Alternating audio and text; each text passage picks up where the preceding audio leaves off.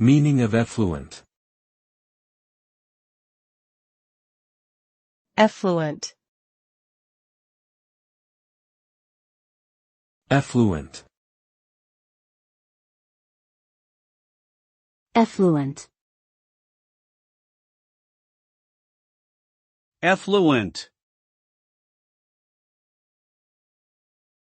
Effluent refers to the liquid waste or sewage that is discharged from industrial processes or human activities. The effluent is typically treated to remove harmful contaminants and pollutants before it is released into the environment, but some level of contamination may be present.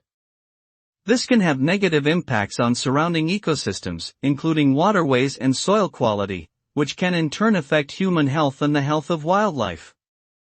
Therefore, effluent management and treatment is an important aspect of environmental protection and sustainability efforts.